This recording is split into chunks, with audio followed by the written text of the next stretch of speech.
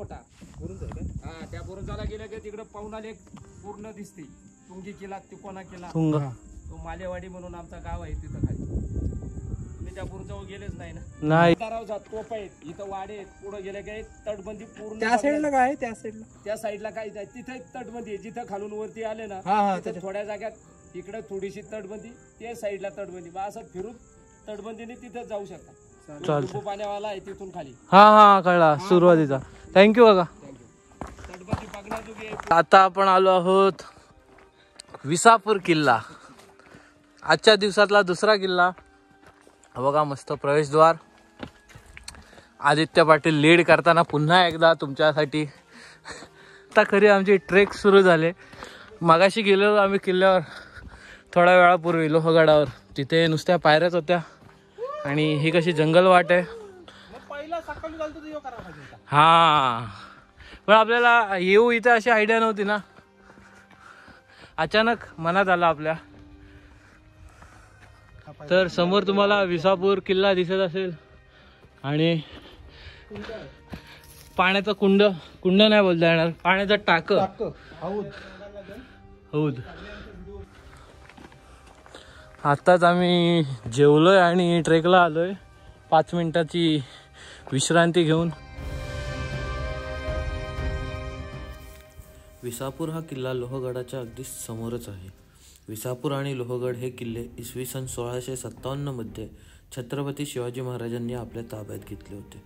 विसापूर हा किल्ला कोकण आणि खंडाळा घाटावर लक्ष ठेवण्यासाठी बांधला होता. या किल्ल्यावर जाण्यासाठी 2 वाटा आहेत. खूप असा वरती आहे, असाच रस्ता आहे. इकडनं दाखवतो तुम्हाला. हे बघा आम्ही खालनं आलोय.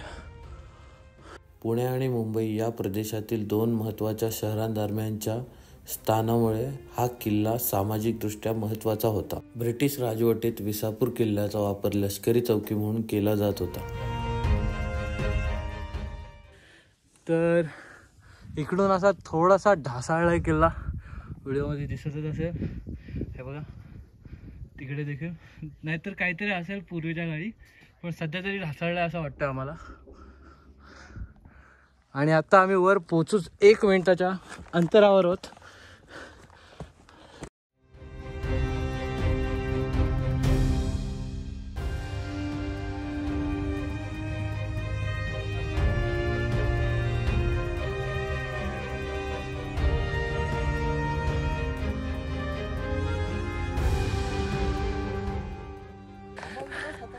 आणि फायनली वर पोचलो आहोत आम्ही. विसापूर किल्ल्यावर जाण्यासाठी आम्हाला एकूण अर्धा तास लागला. आणि या किल्ल्यावर जाण्यासाठी पायऱ्या नाही, पूर्णतः दगडांची वाट आणि मोठमोठ्या चढणी असल्या कारणाने आम्ही लवकर थकत होतो. किल्ल्यावर येताच आम्ही थोडीशी विश्रांती घेतली आणि मग आजूबाजूचा व्ह्यू बघत बसलो. किल्ल्यावरून सगळा नजारा 1 नंबर दिसत होता. त्यानंतर आम्ही महादेव मंदिराकडे रवाना झालो. महादेव मंदिराकडे जाण्यासाठी एकदम सुंदर अशी वाट आहे, जी की तुम्ही व्हिडिओमध्ये बघूच शकता. आजूबाजूला झाडी आणि मधून वाट.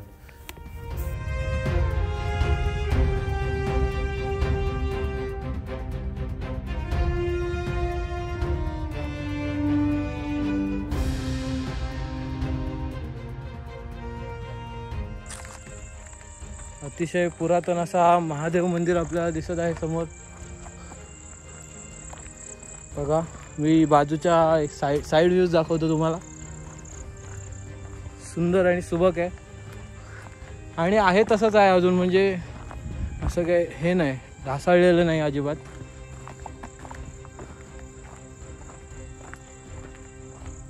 तर विसापूरला येताच आपल्याला महादेवाचं मंदिर लागतं आणि बाहेरच असा एक स्तंभ आहे जिथे गणपती बाप्पा आणि अनेक अशा मूर्त्या म्हणजे कोरीव काम केलेल्या आहेत. हनुमंत आणि शेषनाग हे बघा. आणि समोरच तुम्हाला दिसत असेल महादेव मंदिर बघा.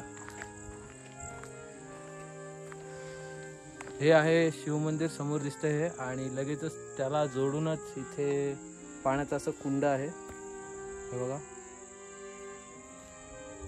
आणि समोरला नजारे असे सुंदर, अति सुंदर.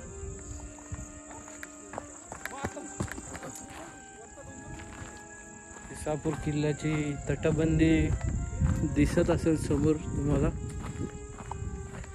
दाखवतो. हे बघा तटबंदी. अरे बापरे, खाली मंदिर देखील आहे. हे बघा मंदिर देखील आहे. इथे एक गुफा आहे. व्हिडिओ दिसत असेल नसेल. आणि ही तटबंदी असा एकदम भव्य असा किल्ला आहे आणि सुंदर तर आहेच.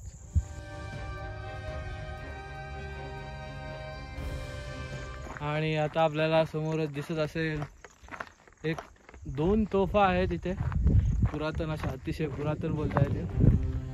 हे बघा, ही एक आहे आणि हे दुसरी. अरे गोळा पण आहे, तो गोळा देखील आहे त्याच्यात.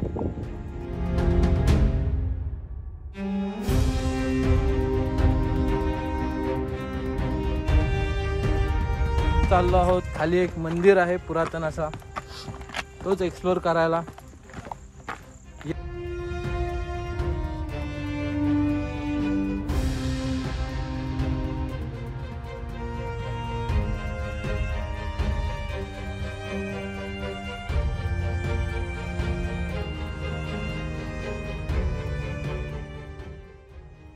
हनुमान मंदिराला लागूनच 2 खोल्या होत्या. सुरुवातीला तरी त्या आम्हाला गुफा वाटल्या, पण आत गेल्यानंतर कळालं की या धान्य कोठारी आहेत. या कोठारी आकाराने खूप मोठ्या आहेत. अरे अरे महादेव, एकदम असा घुमतोय आवाज. छत्रपती शिवाजी महाराज की जय.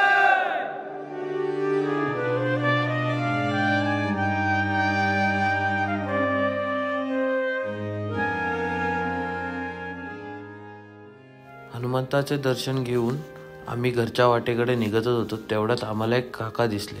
ते सरबत विकत होते. आम्ही त्यांच्याकडून काहीच घेतलं नाही, तरी देखील त्यांनी आम्हाला संपूर्ण किल्ला समजावला, म्हणजे कुठे काय आहे वगैरे, आणि पुरेशा वेळात काय काय बघून होईल हे देखील आम्हाला सांगितलं. खाली टोकाला डायरेक्ट शनिवार रविवार जास्त असेल ना पब्लिक. शनिवार रविवार जास्त असेल फुल असते.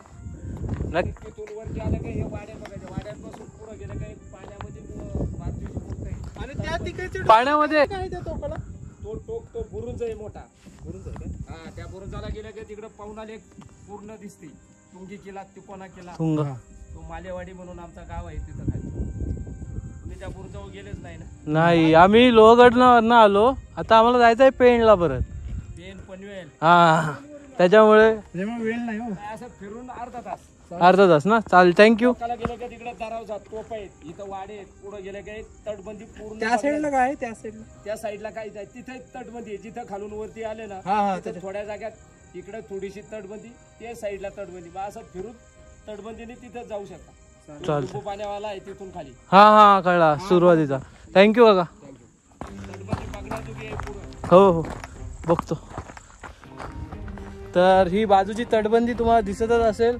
त्या काकांनी सांगितल्याप्रमाणे आपण आता तटबंदी बघतोय. वेळेचं बंधन आहे, त्यामुळे जास्त म्हणजे लवकरात लवकर आम्ही बघण्याचा प्रयत्न करतोय सध्या तरी.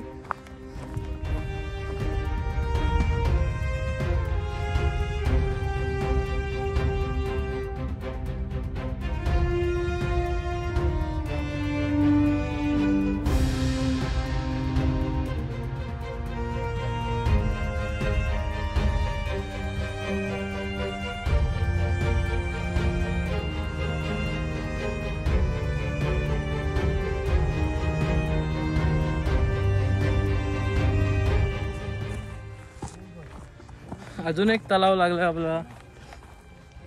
टाकं बोलता येईल पाण्याचं. असे अनेक सारे, म्हणजे खूपच आहेत इथे. किल्ल्याचा आकारच अवाढव्य आहे, त्यामुळे खूप काही आहे बघण्याजोगं. आणि वरून असा सुंदर असा नजारा.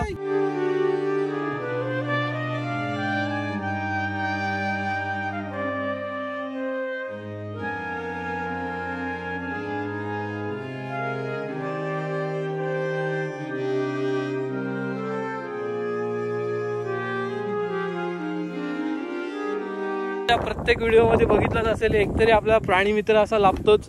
आणि आता आपल्याला ही कुत्री लाभले आणि म्हणून तर मी प्रत्येक वेळी कुठे पण किल्ल्यावर जाताना एकतरी बिस्किट कॅरी करतो, म्हणजे त्यांना देता येईल. लोहगडावर देखील आपल्यासोबत एक कुत्रा आलेला.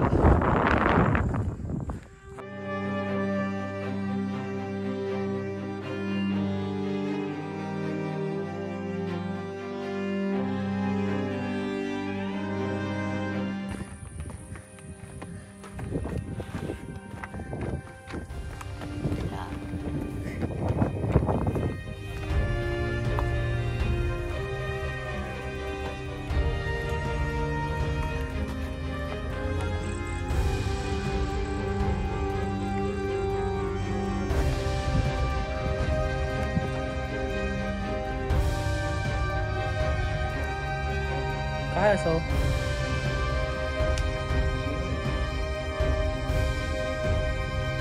तरी वाटतंय.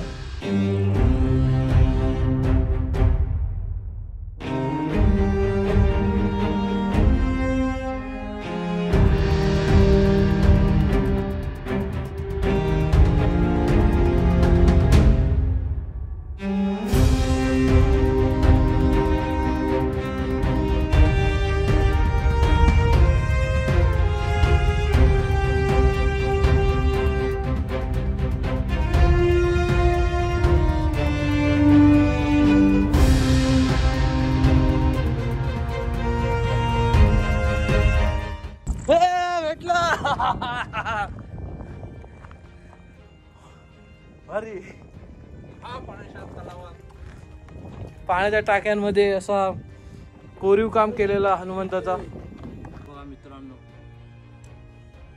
हनुमंताची अशी कोरीव काम केलेली मूर्ती. हेच बघण्यासाठी आम्ही कधीपासून भटकत होतो, पण आता आम्हाला दिसलेला आहे.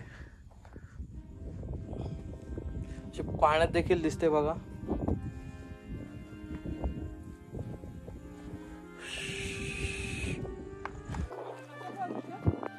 विसापूर किल्ल्यावरचा असा नजारा हा बघा, एकदम अतिशय सुंदर.